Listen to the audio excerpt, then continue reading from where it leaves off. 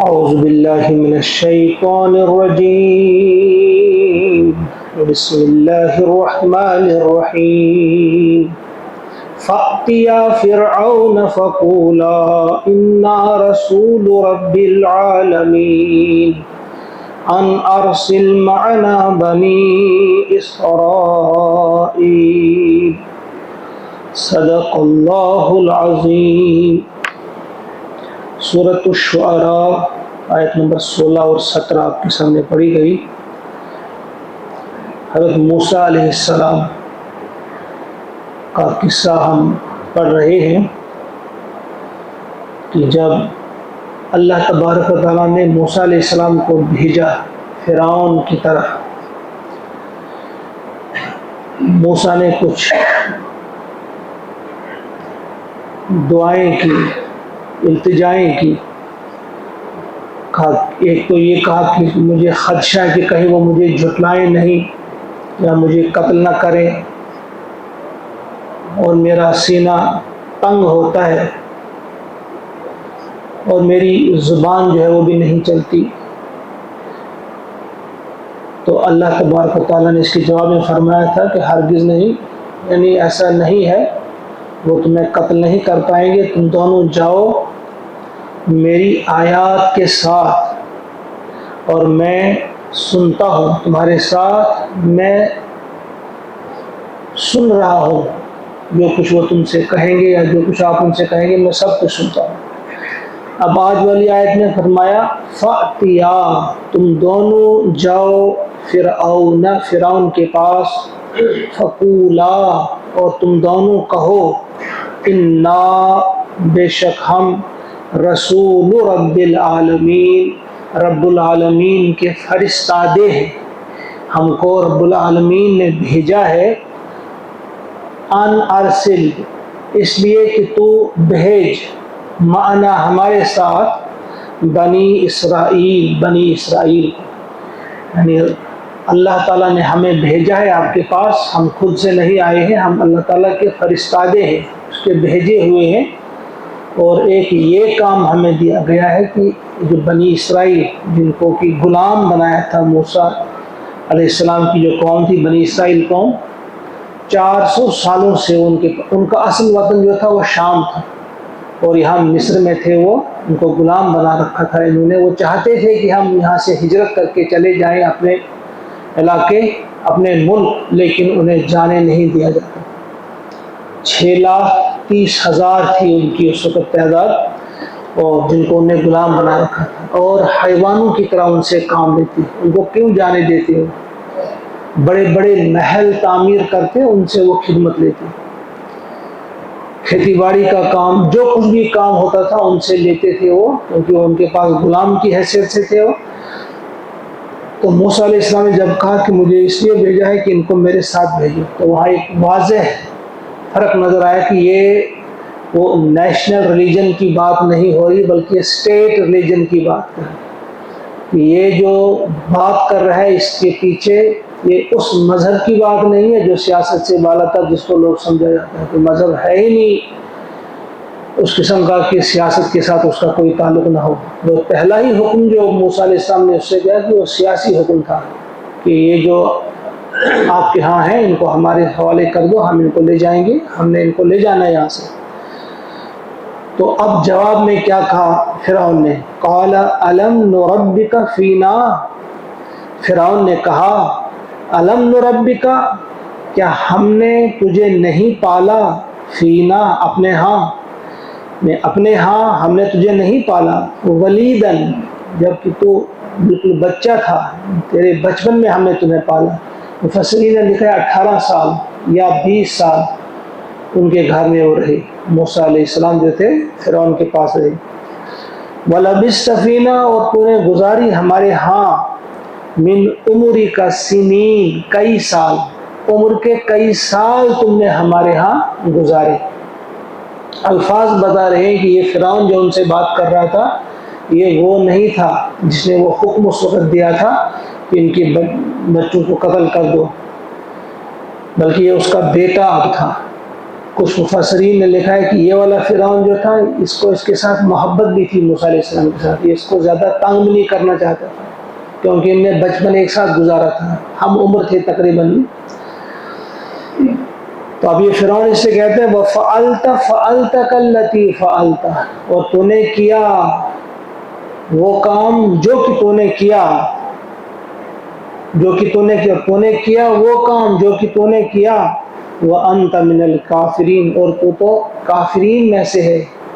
کافر کا معنی ہے ناشکرہ، تو بڑا احسان فراموش ہے، تجھے یاد ہی نہیں رہا، یعنی ہمارے ہاں ہم نے تجھے پالا، ہمارے ہاں تو نے عمر کے کئی سال کاٹے، اس تو نے ایک جرم بھی کیا، ہمارے شخص کو قتل بھی تم نے کیا، پھر اشارہ کیا تو نے وہ کام کیا جو کہ تو نے کیا، وہ قتل بھی کیا تھا۔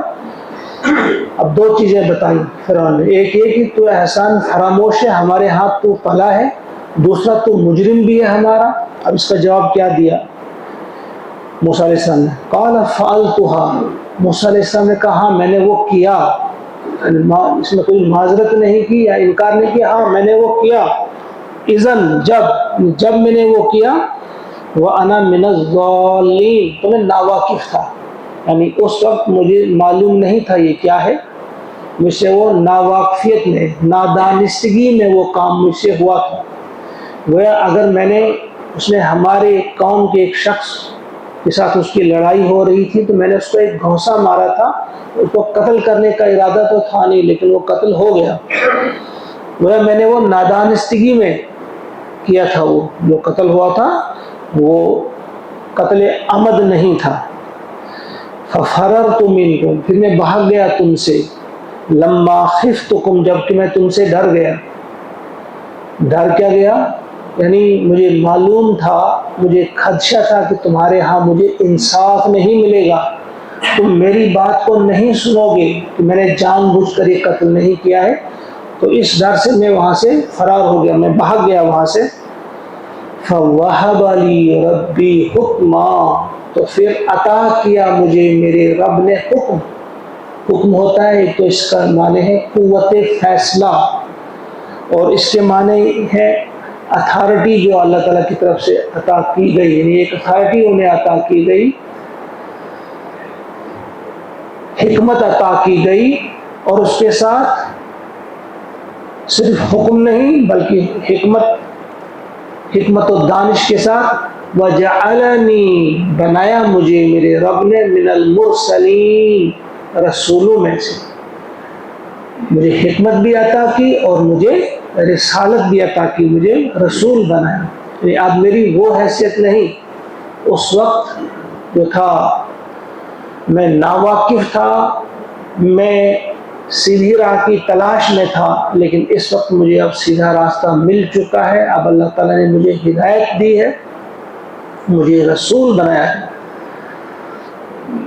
ایک تو اس کا جواب مل گیا یہ جو اس نے کہا تھا کہ تم نے وہ کام کیا جو کیا۔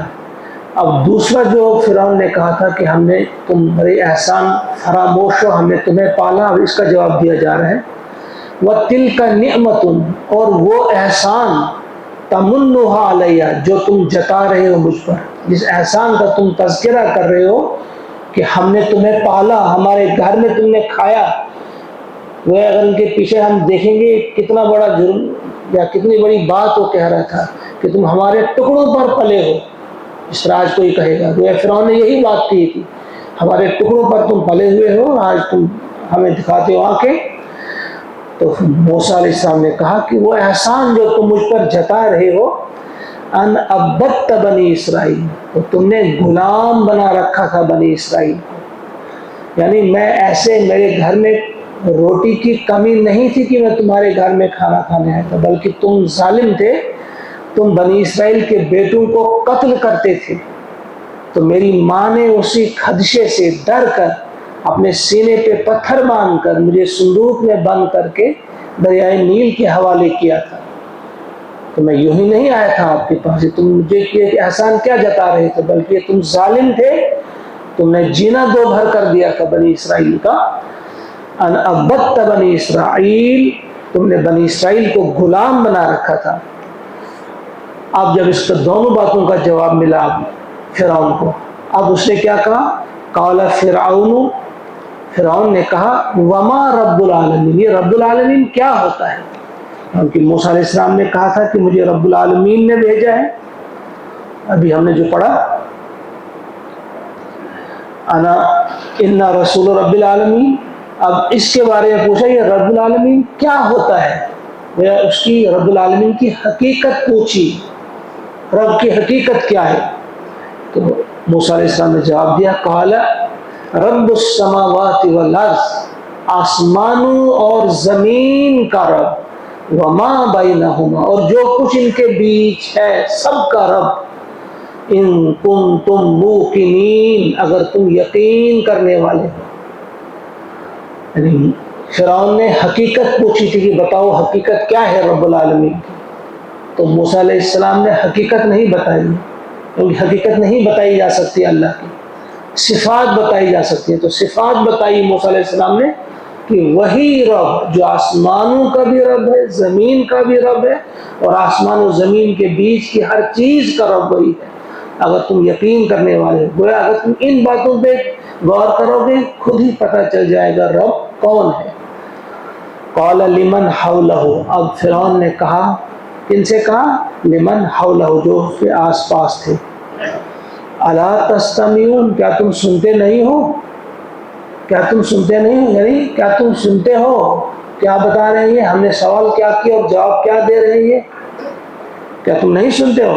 قال، اب موسیٰ علیہ السلام نے اپنی تقریر جاری رکھی، قال ربکم، فرمایا موسیٰ علیہ السلام نے تمہارا رب، ورب آبائکم الاولین، اور تمہارے آبا یعنی باپ دادا کا جو گزر چکے ہیں پچھلے، وہ رب ایسا ہے کہ تم اگر اس وقت اپنی بادشاہ کی دھوس جما رہے ہو، آج ہو کل نہیں ہوگی، تمہارا باپ تھا آج وہ نہیں ہے، تو میرا رب وہ ہے جو تیرا بھی رب ہے، تیرے باپ کا بھی، تیرے دادا کا بھی، تیرے پردادا کا بھی، سب کا رب، رب آبائکم الاولین۔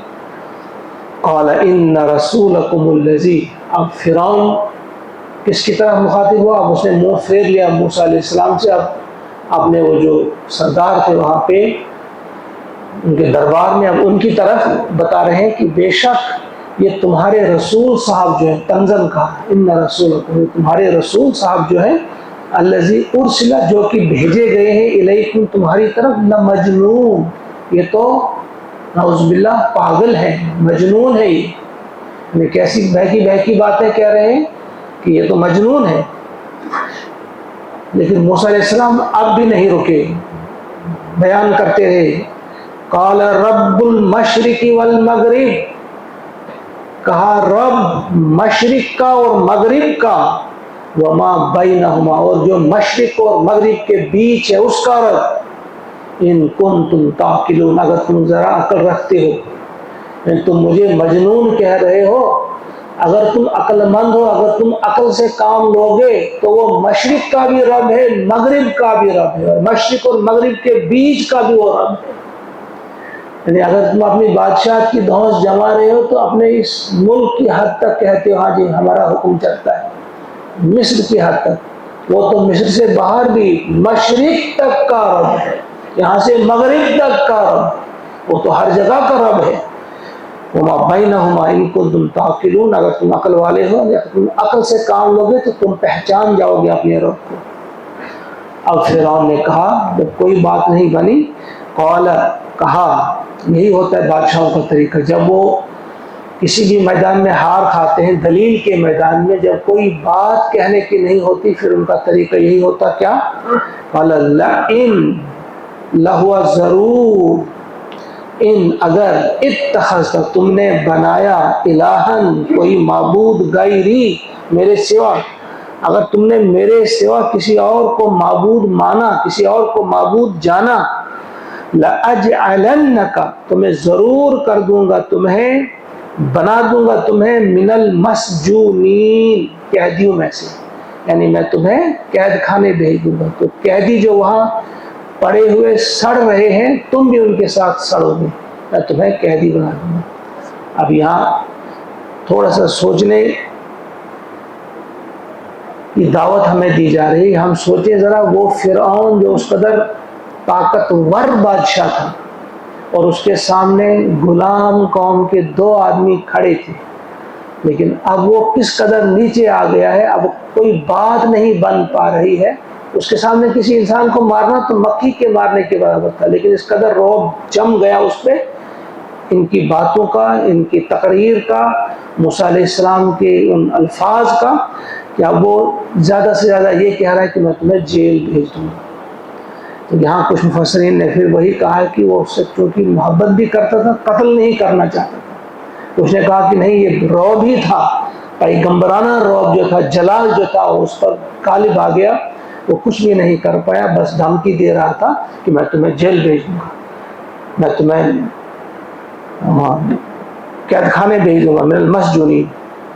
اب کیا کہا موسیٰ علیہ السلام نے اس کے جواب میں؟ قالا اولو جئتک، موسیٰ علیہ السلام نے کہا کیا اگر میں لاؤں تیرے پاس بشیء مبین، ایک واضح چیز، ایک صریح چیز اگر لاؤں، یعنی اگر میں کوئی معجزہ تمہیں دکھاؤں، کوئی نشانی دکھاؤں، کیا اس کے بعد بھی تم میرا انکار کرو گے اور مجھے جیل بھیج دو گے؟ اگر میں کوئی خاص چیز دکھاؤں، کوئی خاص معجزہ دکھاؤں. قال فأت بہ، فرعون نے کہا اچھا لے آؤ ذرا دکھاؤ. ان کنت من الصادقین، اگر تم سچے ہو تو دکھاؤ کوئی نشانی. یہاں ایک بات غور طلب ہے کہ یہاں فرعون کی اس جملے سے واضح ہو جاتا ہے کہ جو الہ الالہہ یعنی بتوں کا بھی الہ، معبودوں کا معبود، بڑا جو وہ بھی مانتا تھا اللہ کو. اسی لیے تو کہا کہ موسیٰ نے جب کہا کہ اگر میں نشانی ایسی دکھاؤں کہ میں واقعی اللہ کی طرف سے بھیجا گیا ہوں تو کیا پھر بھی تم مجھے قید کر لو گے یا میری بات نہیں مانو گے؟ اب فرعون نے کہا کہ ہاں دکھاؤ، اگر کوئی نشانی ہے لاؤ. کیا نشانی ہے؟ کہ اللہ نے تمہیں بھیجا ہے. تو یہاں بات ہو جاتی ہے واضح کہ جو دوسرے مشرکین تھے، دوسرے مشرکین کی طرح یہ بھی اس اللہ کو تو مانتا تھا، لیکن اس کے ساتھ اپنے کو آپ کو ہی مانتا تھا کہ میں بھی خدا ہوں. کہا لاؤ اگر تم سچے ہو، فأت بہ ان کنت من الصادقین، اگر تم سچے ہو تو دکھاؤ کیا نشانی آپ کے پاس. اب دکھائی نشانی اس وقت موسیٰ علیہ السلام نے. فألقى عصاه، اب موسیٰ علیہ السلام نے عصا پھینکا، اپنی لاٹھی پھینکی. فإذا ہی، تو اچانک وہ کیا تھی؟ ثعبان مبین، صریح ثعبان، ازدہا. ثعبان بہت بڑے سانپ کو، موٹے سانپ کو، ازدہا کو کہا جاتا ہے. قرآن پاک میں اس کے لیے 3 الفاظ آئے ہیں. موسیٰ علیہ السلام کی اس لاٹھی سے سانپ بنتے تھے، ایک جگہ اس کے لیے حیتن آیا ہے، حیتن عام سانپ کو کہا جاتا ہے، سانپ. اور ایک جگہ جانن آیا ہے، جان ہوتا ہے پھرتیلا سانپ، جو پتلا ہوگا لمبا ہوگا لیکن پھرتیلا ہوگا. اور ایک جگہ آیا ہے ثعبان، تو ثعبان کہتے ہیں بھاری بھرکم سانپ کو، ازدہا کو. امام رازی رحمۃ اللہ علیہ نے اس کو ایسے جمع کیا ہے، اس نے یہ بات سمجھائی ہے کہ وہ بھاری اور موٹا اتنا تھا کہ وہ ازدہا تھا، لیکن پھرتیلا اتنا تھا کہ اسے جان کہا جائے گا. اور چونکہ سانپ کی نوعیت کا تھا اسے حیتن بھی کہا گیا ہے، سانپ تھا. بہت بھاری بھرکم، بہت تیز اور لمبا سانپ تھا وہ. کچھ مفسرین نے کہیں سے روایت لائی کہ وہ اتنا گھبرا گیا کہ جب وہیں سے اس نے اپنا وہ سر اٹھایا، سانپ اس کی کرسی کے نزدیک تک چلا گیا، اسی کا وہ چیخ اٹھا، اس وقت چلا اٹھا کہ مجھے بچاؤ، کہ بس میں سب کچھ ماننے والا ہوں، ذرا اس کو روکو. تو موسیٰ علیہ السلام نے اس کو پھر پکڑا اور پھر وہ لاٹھی بن گیا. ایسا خوفناک تھا وہ. ایک نشانی یہ دکھائی. وَنَزَعَ يَدَهُ، اور اس نے کھینچا، نکالا اپنا ہاتھ، گریبان سے نکالا. فَإِذَا هِيَ، تو اچانک وہ تھا بیضاء، چمکتا ہوا، للناظرین، دیکھنے والوں کی. جب اس نے ہاتھ نکالا موسیٰ علیہ السلام نے، یہ دوسرا معجزہ دکھایا. تو سانپ کا معجزہ دکھایا اور ایک ہاتھ کا معجزہ دکھایا کہ سورج کی طرح چمک رہا تھا وہ ہاتھ. اس کے جواب میں پھر کہا فرعون نے، قال للملأ، اس نے سرداروں سے کہا، حولہ، جو کہ اس کے ارد گرد سردار تھے، ان سے کہا ان ھذا لساحر علیم، کہ یہ تو ماہر جادوگر ہے.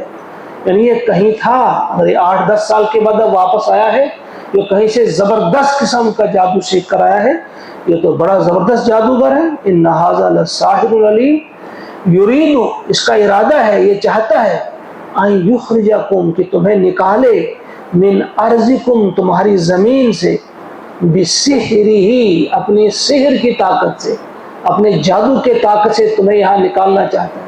یعنی کس قسم کی گھٹیا بات تھی. کبھی تاریخ میں ایسا نہیں ہوا ہے کسی جادوگر نے کسی بادشاہ کو شکست دی ہو اور اسے ہرا دیا ہو، پھر اس کو قبضہ کر دیا ہو. یعنی اس قدر خوف زدہ ہو گیا فرعون کہ غلام قوم کے 2 افراد سامنے کھڑے ہیں، لیکن وہ حقیقت بات بتا رہے تھے، حقیقت بتا رہے تھے، حق بتا رہے تھے، اللہ کی بات بتا رہے تھے. تو اس قدر خوف زدہ ہوئے کہ انہوں نے ان سے کہا کہ یہ تمہیں نکالنا چاہتے ہیں. بھئی کیا نکالنا چاہتے ہیں؟ کوئی ملک ان کے پیچھے نہیں ہے، کوئی فوج ان کے ساتھ نہیں ہے، کوئی سامان ان کے ساتھ نہیں ہے. 2 آدمی کھڑے اور بات کر رہے ہیں دلیل کی بنیاد پہ. تو آپ کیا کہہ رہے ہیں اپنے ایک سرداروں سے کہ یہ تو تمہیں نکالیں گے، یہ تو تمہیں نکالنا چاہتے ہیں تمہاری زمین سے. فماذا تأمرون، تو تمہارا کیا مشورہ ہے؟ امر حکم کو بھی کہتے ہیں اور مشورے کو بھی کہتے ہیں. یہاں امر سے مراد فماذا تأمرون، تم کیا حکم دیتے ہو نہیں، بلکہ تمہارا کیا مشورہ ہے. چارہ نہیں لگا یہاں پہ فرعون کو کہ اس نے اپنے ان درباریوں سے، اپنے ان سرداروں سے کہا کہ کچھ مشورہ دو، تم کیا کہتی ہو. اس کے جواب میں انشاءاللہ جو بات بتائی جا رہی ہے کل چلیں گے آگے. ہم اللہ سے دعا ہے کہ اس واقعے میں جو ہمارے لیے سبق ہے، اللہ تعالی ہمیں توفیق عطا فرمائے کہ وہ سبق، وہ درس ہم اس سے حاصل کریں اور اپنی زندگیوں کو قرآن کی اس نور سے ہم روشن کرنے کی کوشش کریں. اللہ تعالی ہمیں بھی، مجھے بھی، آپ کو بھی، سب کو توفیق عطا فرمائے. اللہم اجعل القرآن ربیع قلوبنا ونور ابصارنا وشفاء صدورنا وذهاب همومنا وغمومنا. ربنا تقبل منا انك انت السميع العليم. آمین. السلام علیکم ورحمۃ اللہ.